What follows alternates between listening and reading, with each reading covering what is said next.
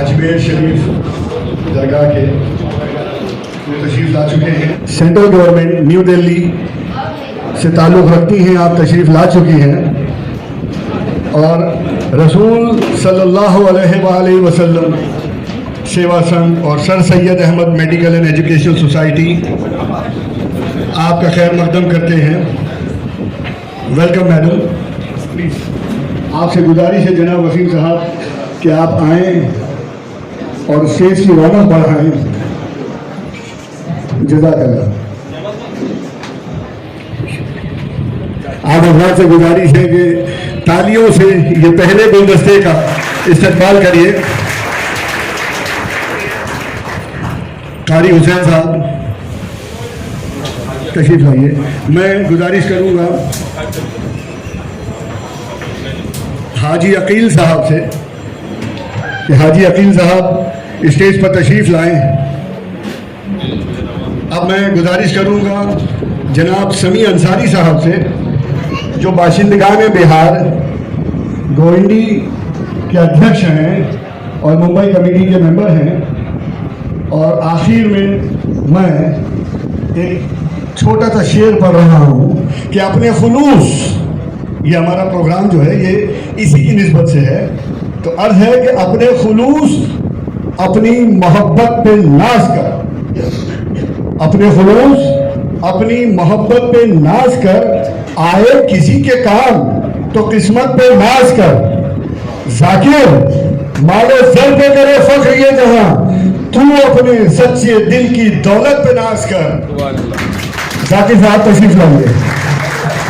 हमारे फाउंडर जनाब जाकिर सैयद साहब, ये इनकी काविशों का नतीजा है, ये इनकी मेहनतों का नतीजा है कि आज यहाँ के ऊपर इतनी मौजूद शख्सियात मोहतरमा सैयद शहजादी साहिबा, वसीम साहब, अकील साहब, सनी साहब और आप सभी मौजूद हजरात यहाँ मौजूद हैं।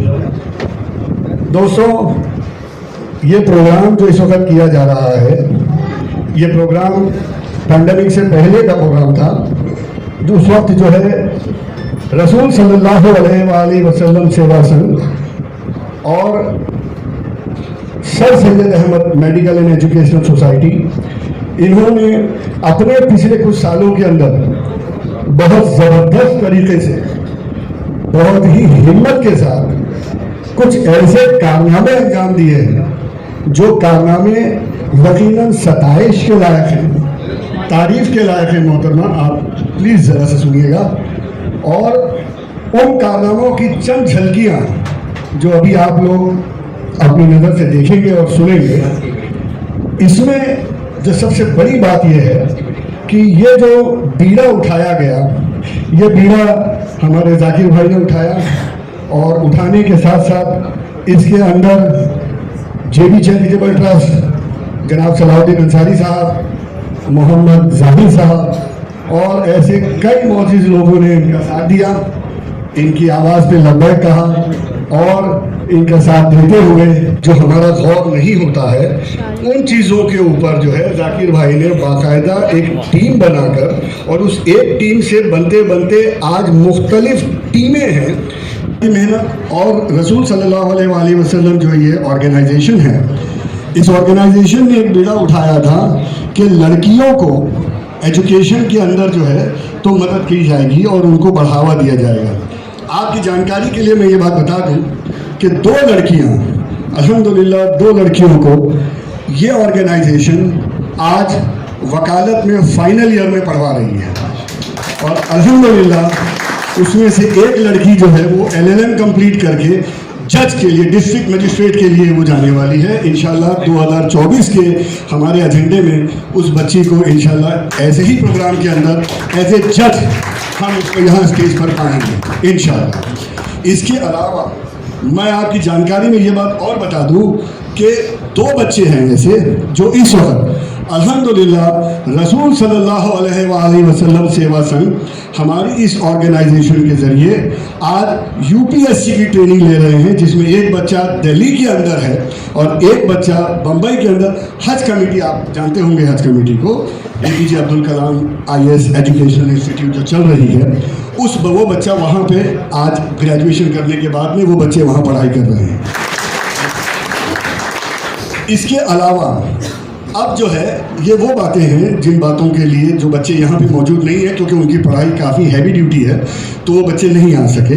खैर, अलबत्ता यहाँ के ऊपर इनके अलावा कुछ ऐसी टीमें ख़ास तौर के ऊपर मैडम आपके लिए उन टीमों को बुलाया गया है, जिसके अंदर सबसे पहली जो हमारी टीम है, जो जिसे कहते हैं एक तरह से बैकबोन, वो हमारा जो बैकबोन है वो है लीगल डिपार्टमेंट। आप सभी जानते हैं कि ये हिंदुस्तान है माशाल्लाह, और हमारे यहाँ सारी चीज़ें लीगल तरीके से होती हैं, सारी चीज़ें संविधान के ज़रिए से होती हैं, कॉन्स्टिट्यूशनल वे में होती हैं।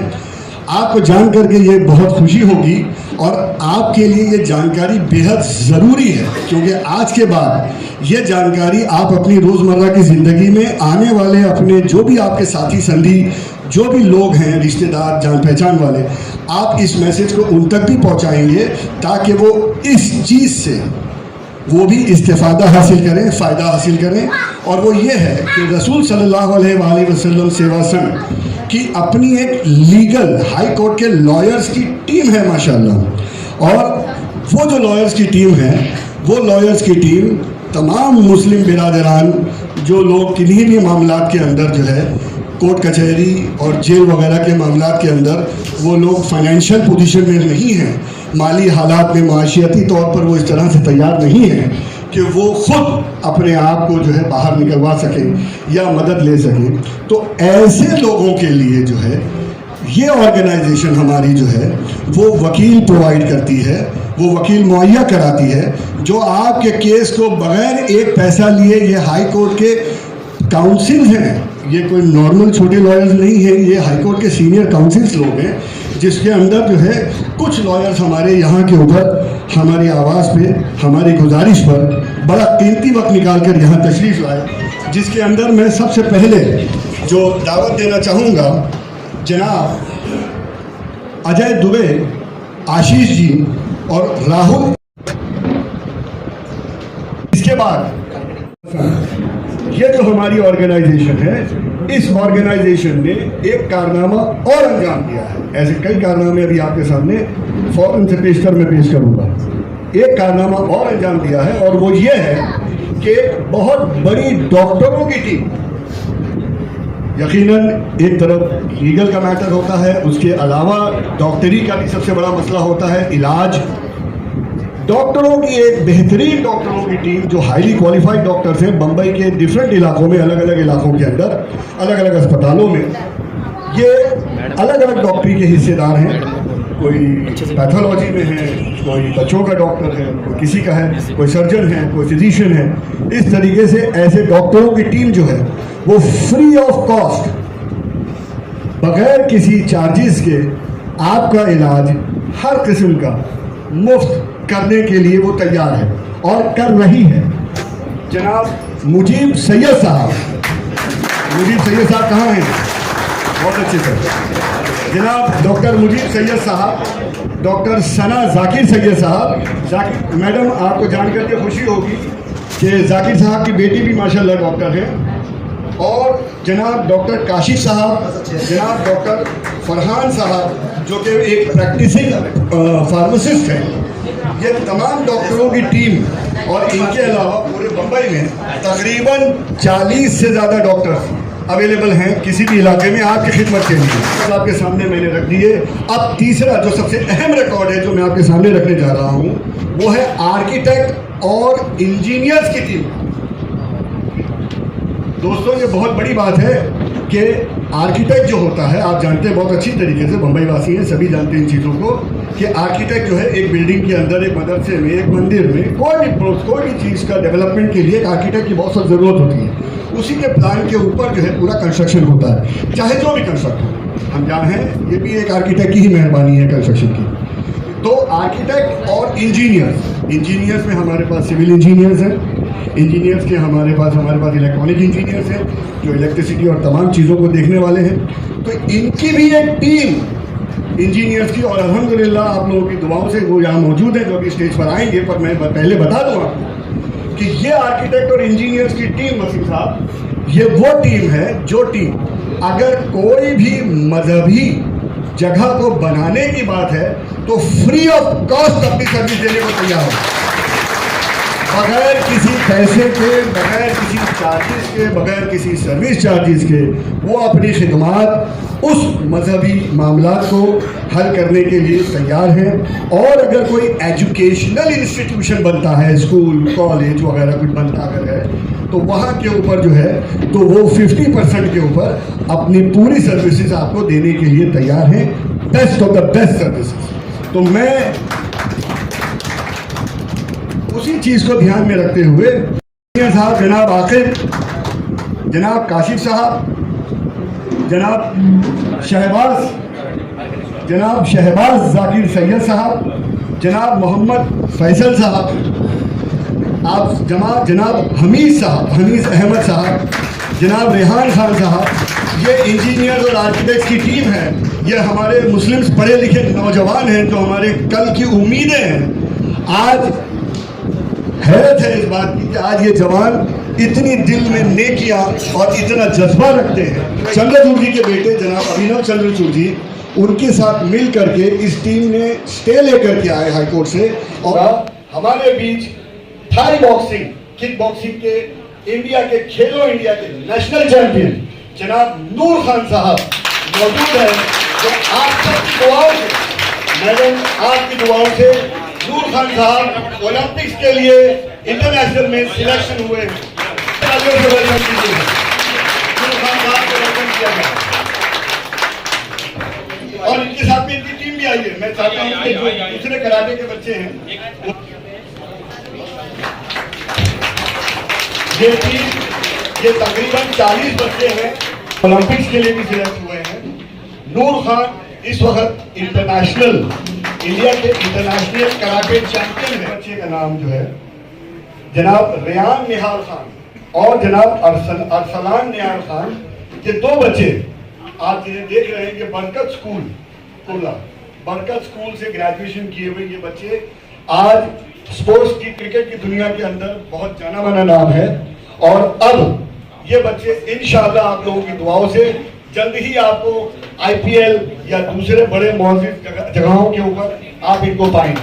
उनके ऊपर मैडम अपनी नजर करें, इन बच्चों के ऊपर अपनी सरपरस्ती का हाथ रखें और इन बच्चों को आने वाले कल का इनका मुस्तकबिल बनाने में मदद करें। जनाब निहाल खान और जनाब अरसलान खान अंदर जो है हमारे जाकिर सैयद साहब के साथ बड़े, वो फुटबॉल के अंदर रिजवी कॉलेज को रिप्रेजेंट कर रहे हैं। और आप लोगों की दुआओं से मजे की बात यह है कि इंशाअल्लाह ताला अगर आप सबकी दुआएं नहीं तो लिवरपूल के अंदर लंदन में आगे इंशाअल्लाह वो वहां भी खेलने जा सकते हैं। जनाब जाविल खान साहब भी हैं,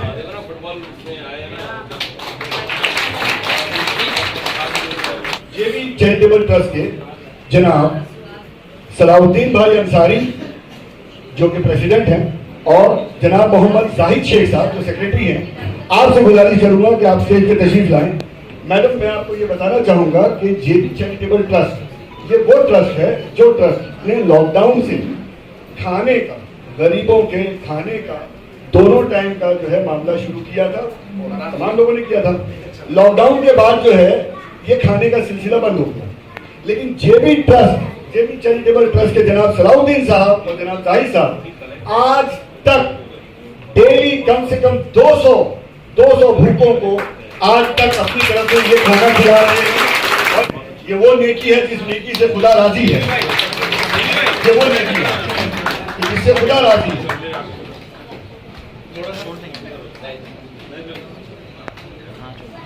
मुस्लिम वंचित अघाड़ी के जनाब सलीम हुसैनी साहब जो मुंबई वाइस प्रेसिडेंट हैं, और जनाब दौलत खान साहब जो ईशान मुंबई जिला अध्यक्ष हैं। आप दोनों के बारे में मैं बताना चाहूंगा मैडम कि मुस्लिम वंचित अघाड़ी जो है ये एक ऑर्गेनाइजेशन है जो बहुत बड़े पैमाने पर है, जिसमें तकरीबन मुंबई के 1.5 लाख से ज्यादा मुसलमान जुड़े हुए। और इसके साथ साथ ये आज एक तारीखी अमल आ रहा है आपके सामने, और वो तारीखी अमल ये है कि ये मुस्लिम वंचित अघाड़ी अपना पूरा समर्थन, अपना पूरा साथ जनाब जाकिर भाई के रसूल सल्लल्लाहु अलैहि वसल्लम सेवा संघ ऑर्गेनाइजेशन को अपना समर्थन दे रहे हैं, और अपने सारे जितने भी इनके अराकीन हैं उन सब के साथ इनकी मेंबरशिप के अंदर आ रहे हैं। तो मोहब्बत करता है, ये बिल उसका है। तालियों के साथ इस्तेमाल कीजिए वसीम साहब। आज की रूहे रवां और मेहमान खुसूसी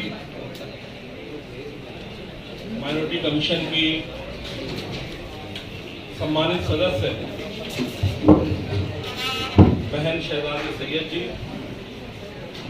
इस कार्यक्रम के ऑर्गेनाइजर मेरे दोस्त सैयद जाकिर साहब और सम्मानित मंच, और मेरे सामने इतने कम समय में एक छोटी सी आवाज़ पर इतनी बड़ी संख्या में आप आ गए भाइयों और बहनों।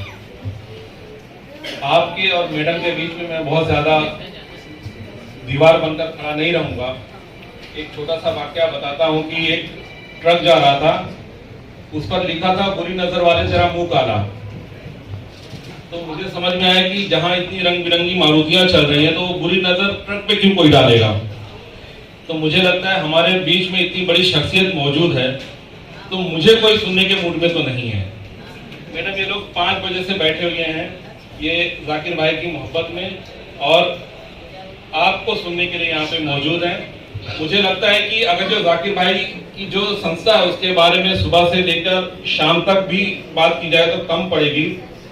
इसके लिए मैडम को कई दिन यहाँ पे गुजारना पड़ेगा।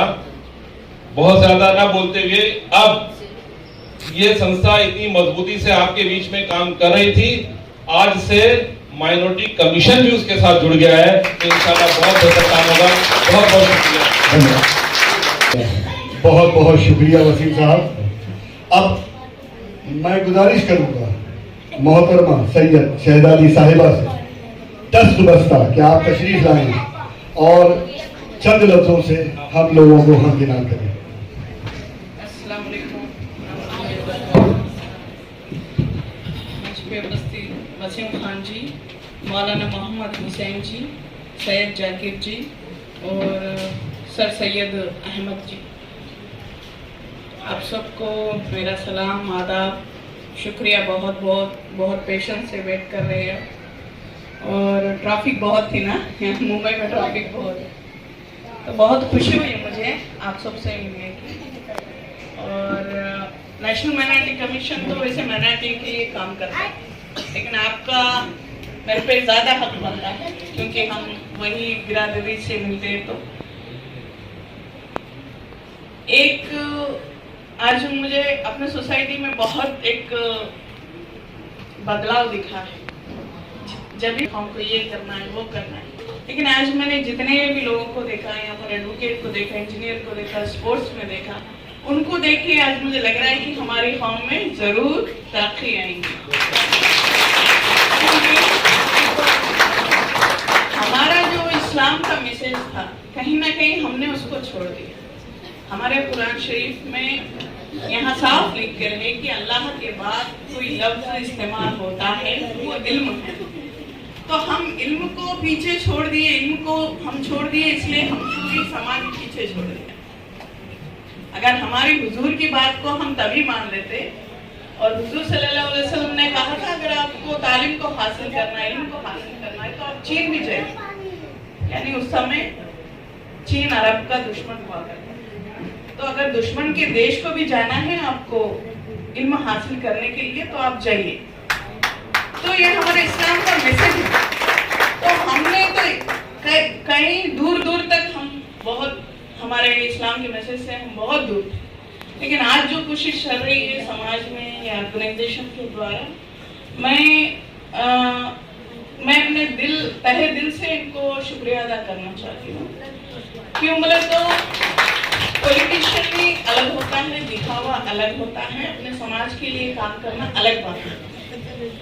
क्योंकि हर तरह के लोग रहते हैं, ऐसा नहीं है कि माइनॉरिटीज इसमें तो वो अलग लोग भी आते होंगे, अलग कम्युनिटी की, फिर भी हमारी कम्युनिटी पे ज़्यादा फोकस करें, मैं यही चाहती हूँ वसीम भाई आपसे। क्योंकि जाकिर भाई क्योंकि हमारी कम्युनिटी कहीं पर भी जाकर, कोई बैंक में जाकर हाथ फैलाकर किसी को ये ना पूछे कि हमको फॉर्म भर के दो। आज अगर हम पीछे है तो इसका कारण हम ही है। हम एक दूसरे पर आरोप लगाते रहेंगे तो फिर हमारा तो कुछ फायदा होगा नहीं। हमको एजुकेशन में तालीमी है जो हमारा सब कुछ बदल सकती है। तो अगर हम इल्म पे फोकस करें, हमारे डेवलपमेंट पे फोकस करें, तो इंशाअल्लाह ताला हमको कामयाबी जरूर मिलेगी। जब हुजूर सल्लल्लाहु अलैहि वसल्लम, हजरत माजी जब भारत हिंदुस्तान आ रहे थे इस्लाम का मैसेज देने, हुजूर सल्लल्लाहु अलैहि वसल्लम पूछते कि क्या बोलोगे जाकर वहां? मैं कुरान शरीफ ले जा रहा हूँ, कुरान शरीफ के बारे में। अच्छा, ऐसा कोई मसला हो जिसका सोल्यूशन कुरान शरीफ में नहीं तो क्या करोगे? तो हजरत माजी कहते हैं मैं आपकी लाइफ को एग्जाम्पल बताऊंगा, आपकी जिंदगी को बताऊंगा कि आपकी जिंदगी में आपने कितनी मुश्किलों को फेस करके भी आपने जो इस्लाम के लिए, दीन के लिए क्या है, मैं वो लाइफ को बताऊंगा। अगर मेरी लाइफ में भी ऐसा कुछ सिचुएशन के तहत कुछ आपको सोल्यूशन नहीं मिल रहा है तो क्या करोगे? तो हजरत माजी कुछ जवाब नहीं दिए। तो तब हुजूर सल्लल्लाहु अलैहि वसल्लम कहते हैं कि अगर उस समय मेरे कुरान शरीफ में भी सोल्यूशन ना हो और मेरे लाइफ में भी, मेरी लाइफ से भी आपको सोल्यूशन ना हो, उस समय के सिचुएशन के तहत आप डिसीजन लीजिए। तो मॉडर्नाइजेशन हमारे इस्लाम में है, हम उसको कहीं ना कहीं छोड़ दे रहे हैं, इसलिए हम बहुत है पीछे हो जा रहे हैं। तो हमको एक दीनी तालीम के साथ साथ दुनियाई तालीम को भी, मॉडर्न एजुकेशन को भी बैलेंस करना है, तो तब जाके हमारी तरक्की होगी। और 2014 से पहले खास करके मुस्लिम गर्ल्स में 70% ड्रॉप आउट था, अभी 42 पर आ गया है। तो ठीक है, जब हम अकेले अलग अलग मेहनत करते हैं तो उसमें रिजल्ट नहीं आता। जब हम टीम वर्क करते हैं तो हमारे कम्युनिटी में डेवलपमेंट होता है। और वो काम आज इन्होंने अपने ऑर्गेनाइजेशन के तहत कर रहे हैं, तो ये ठीक है। पॉलिटिकली आप क्या करना चाहते हैं, क्या करना नहीं चाहते, दैट इज नॉट मैटर। हमको सिर्फ हमारी कम्युनिटी को और हमारे बच्चों को अच्छी तालीम देना है। वो भी हर कोई, आप भी चाहते होंगे कि हमारे घर में हम कुछ भी काम क्यों नहीं करें। अगर एक ऑटो वाला ऑटो भी चलाता है लेकिन उसका बेटा बने, डॉक्टर बने, इंजीनियर बने, तो कहीं ना कहीं हमारी कौम की तरक्की, तो मैं यही मानती हूँ जितना मैंने देश में घूमकर देखा है। और इसका कारण है पावर। जब गरीबी इसलिए है क्योंकि हमारे पास एजुकेशन है। तो जब हम एजुकेशन को हासिल करेंगे तो एक एक प्रॉब्लम अपने आप सब सॉल्व होते जाएंगे। तो हम बहुत खुशनसीब हैं जो अल्लाह ताला ने हमको हिंदुस्तान में पैदा किया है।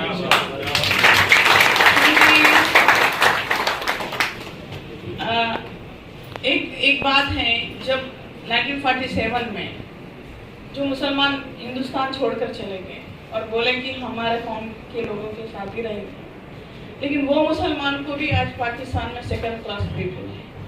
तो ये हमारे हिंदुस्तान की खूबी है जो हमको यहाँ पर इतना सब कुछ हम इक्वल है। तो एक कोशिश है हमारी, एजुकेशन में करेंगे तो इंशाअल्लाह ताला हमको कामयाबी अदा होगी और हम इसके लिए कोशिश करें। और साथ में हमारे ओर से, कमीशन की ओर से जो भी सपोर्ट रहेगा हम आप सबको करने के लिए तैयार हैं। बहुत बहुत शुक्रिया। अब मैं जनाब जाकिर सैयद साहब से गुजारिश करूंगा कि आप स्टेज पर आएं, यहाँ डाइस पर, और आ करके 2 लफ्ज बयान करें। जाकिर भाई प्लीज। बहुत मैडम, हमारे बीच में जरूर एक जमीन से जुड़ी हुई नेता आपको शख्सियत दिख रही होंगी, एक साधारण बहुत दिख रही होंगी, लेकिन इनकी शख्सियत बहुत बड़ी है। मैं आपको बताता हूँ कि अपने समाज के लिए, अपनी कम्युनिटी के लिए, अपनी सोसाइटी के लिए इनको मैंने बहुत बेबाकी से जो सरकार है उसके साथ सॉल्यूशन ढूंढते हुए देखा है, समाज की बातें पहुंचाते हुए देखा है। हम बहुत खुशनसीब हैं कि वो हमारे बीच में हैं। और मैं सुबह से लेकर शाम तक इन्होंने अपनी पूरी जिंदगी समाज के लिए वक्फ कर दी। हमेशा ये देखिए विजिटिंग कार्ड इतनी पब्लिकली, उनको वो यूनियन मिनिस्टर हैं लेकिन वो इतना पब्लिकली मैंने कभी किसी को ये नहीं देखा है कि वो अपना विजिटिंग कार्ड लोगों को दें। लेकिन ये लोगों की समस्याएं हल करना चाहती हैं। मैं बहुत मुबारकबाद की हकदार है मैडम, मैं बहुत उनका शुक्रगुजार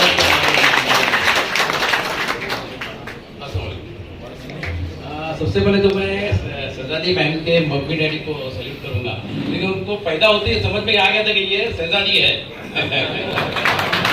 इसके बाद जो है ये जिस तंजीम के नाम से हम लोग ऑर्गेनाइजेशन प्रोग्राम करके ना, उसके पैदाइश का आज तक दिखने मंडी ये सारा इत्तेफाक है। और सैयद जो घराना मुसलमानों को डिश होता है ना, ये आपसे वसल्लम को निस्बत करता है। तो ये सारी चीजें ये ऑटोमेटिक कुदरती मैच, इसका मतलब कुछ ना अच्छा होने जाने वाला है। इस वजह से आज ये मैम हमारे बीच है और इनका साथ होना हमारे साथ का मतलब ये हुआ कि हमारी जो ताकत थोड़ी कमजोर कहीं कम पड़ रही थी ना, ये सारी एक ताकत पूरी होगी और इनका आगे का अब मैं आप सबका शुक्रिया अदा करता हूँ। आखिर